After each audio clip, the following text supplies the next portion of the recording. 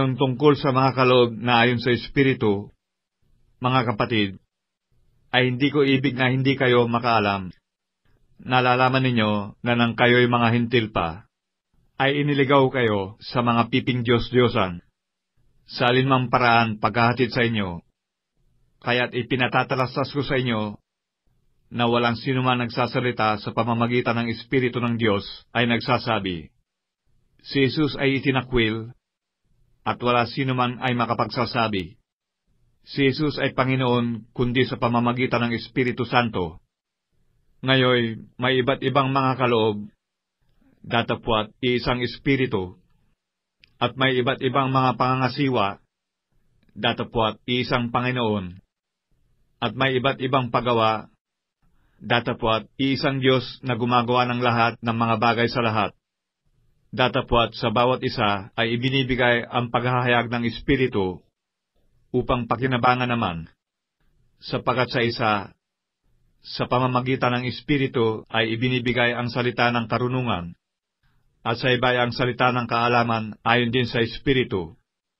Sa iba'y ang pananampalataya, sa gayon ding Espiritu, at sa iba'y ang mga kaloob ng pagpapagaling, sa isang Espiritu, at sa iba'y ang mga paggawa ng mga himala, at sa iba'y hula, at sa iba'y ang pakilala ng mga Espiritu, at sa iba'y ang iba't ibang wika, at sa iba'y ang pagpapaliwanag ng mga wika. Datapwat, ang lahat ng mga ito ay ginagawa ng isa at ng gayon ding Espiritu, na binabahagi sa bawat isa ayon sa kanyang ibig. Sapagkat kung paanong ang katawan ay iisa, ay mayroong maraming mga sangkap, at ang lahat ng mga sangkap ng katawan, bagamat marami, ay isang katawan. Gayon din naman si Kristo, sapagkat sa isang Espiritu ay binabautismohan tayong lahat sa isang katawan, maging tayo Hudyo o Grego, maging mga alipin o mga laya, at tayong lahat ay pinainom sa isang Espiritu, sapagkat ang katawan ay hindi isang sangkap, kundi marami. Kung sasabihin ng paa, sapagkat hindi ako kamay, ay hindi ako sa katawan, hindi nga dahil dito'y hindi sa katawan. At kung sasabihin ng tainga, sapagkat hindi ako mata, ay hindi ako sa katawan, hindi nga dahil dito'y hindi sa katawan. Kung ang buong katawan ay pawang mata, saan naroroon ang pakinig? Kung ang lahat ay pawang pakinig, saan naroroon ang pangamoy? Datapwat, ngayon inilagay ng Diyos ang bawat isa sa mga sangkap ng katawan, ayon sa kanyang minagaling. At kung ang lahat nga'y pawang isang sangkap, saan naroroon ang katawan? Datapwat, marami mga sangkap nga, ngunit iisa ang katawan.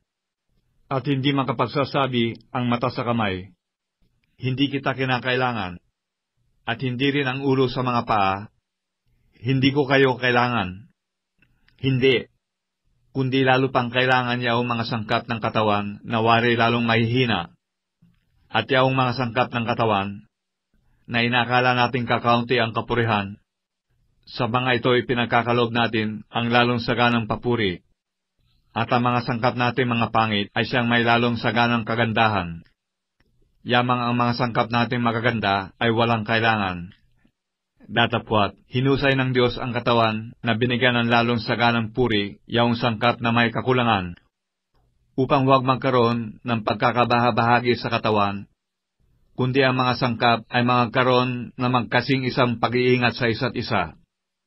At kung ang isang sangkap ay nagdaramdam, ang lahat ng mga sangkap ay nangagdaramdam na kasama niya. O kung ang isang sangkap ay nagkakapuri, ang lahat ng mga sangkap ay nangagagalak na kasama niya. Kayo nga ang katawan ni Kristo, at bawat isa ay sama-samang mga sangkap niya. At ang Diyos ay naglagay ng ilan sa iglesia, una-una ay mga apostol, ikalawa ay mga propeta, ikatlo ay mga guro, saka mga himala, saka mga kaloob ng pagpapagaling, mga pagtulong, mga pamamahala, at iba't ibang mga wika. Lahat bagay mga apostol, lahat bagay mga propeta, lahat bagay mga guro, Lahat bagay mga manggagawa na mga himala? May mga kaloob ng pagpapagaling baga ang lahat? Nangagsasalita baga ang lahat ng mga wika? Lahat baga ay nangagpapaliwanag? Datapwat, maningas ninyong nasain ang lalong dakilang mga kaloob, at itinuturo ko sa inyo ang 100 kagaling-galingan.